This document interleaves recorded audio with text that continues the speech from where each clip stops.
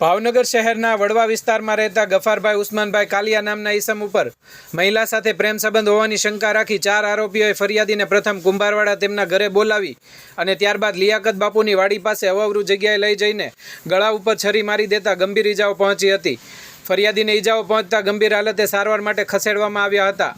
આરોપી ઈજાગ્રસ્તને ત્યાં કામ કરતો હોય તેમજ ફરિયાદી તેમના ઘરના મહિલા સાથે સંબંધ ધરાવતા હોવાની શંકા રાખી અશરફ ધોળિયા તેમજ તેના 3 ભાઈઓએ પીડિત પાસે 2 લાખ રૂપિયાની માંગણી કરી હતી, જે ન આપતા ગળા ઉપર છરીના ઘા ઝીકી દીધા હતા। ઈજાગ્રસ્ત ગફારભાઈને સારવાર અર્થે ખસેડવામાં આવતા પોલીસે જરૂરી કાર્યવાહી હાથ ધરી હતી। Bureau report, Gujarat I news, Alfaz Yafai, Bhavnagar.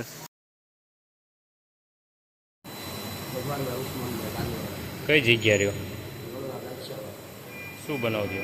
બનાવવા એવું હતું, અસર મને ફોન કર્યો, એના ઘરે એવું ગયો નથી, મને લિયાકતની બાપુની જગ્યાએ લઈ ગયો। કાંટા જતા લડકાના ખોળા ઉપર સીધો ચાલુ ગાડીઓ મોટો તો સીધો ઉપર શરીક કરી દીધી અને આ ફલાણીનો 4 દિવસ ચાલતો છે। એનો ભાઈ લાલ, શફી અને મોહમ્મદભાઈ કારણે કાલે એના ઘરે ભેગા થયા છે અને કારણે કાલે આ પ્લાન કર્યો છે અને આ બંધાએ લઈ જઈ એ બળવિસ્તાન કરી કાલે અમારે આવી છે। શું હથિયાર હતું ભાઈ પાસે? છરી હતી। કેટલા જણાને વાગ્યું? એકને જ વાગ્યું અને પછી સીધા ભાગી ગયો અને એના ભાઈ બે લેવા આવી ગયા।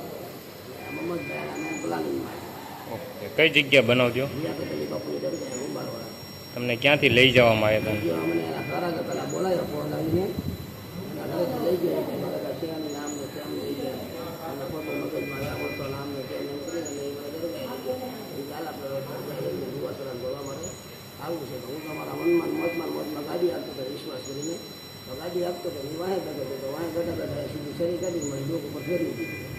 એના ભાઈ એવું કર્યું પણ મારી નાખશે। કોઈ જૂની અદાવત? જૂની અદાવતમાં કાંઈ નહીં, બસ પૈસા અવારનવાર માંગતો હતો, હું નહોતો દેતો, તો એ એમ કીધું તું મારી ઘરવાળીને રાખીને બેઠો તારા મને પૈસા દેવાના જ છે એમ। કેટલા પૈસા લીધા? 2 લાખ રૂપિયા આપ્યા કેટલા? એની પહેલાં તમે 1.5-2 લાખ રૂપિયા આપેલા છે, પાછા 2 લાખ રૂપિયા મળ્યા અને આ બધું કરવાનું એના ભાઈ બધા સહમત હારવાર જ છે। માથાકૂટનું કારણ છે ને વિષય? માથાકૂટનું કારણ આ જ છે, બસ પૈસા મળ્યા અને એની ઘરવાળીને 2200 ને 2300 એમ કહીને પૈસા મંગાવડાયા।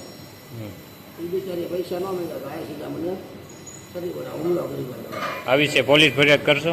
હા, પોલીસ ફરિયાદ કરવાની છે ને, પોલીસ ફરિયાદ જ આપણે કરવાની છે। પોલીસ ફરિયાદમાં 4 જણાના નામ લગાવી છે। શું નામ? અશરફભાઈ અબ્દુલ કરીમ ધોળિયા, રજાકભાઈ ઉર્ફે લાલ, શફીભાઈ અને મોહમ્મદભાઈ અબ્દુલ કરીમભાઈ ધોળિયા।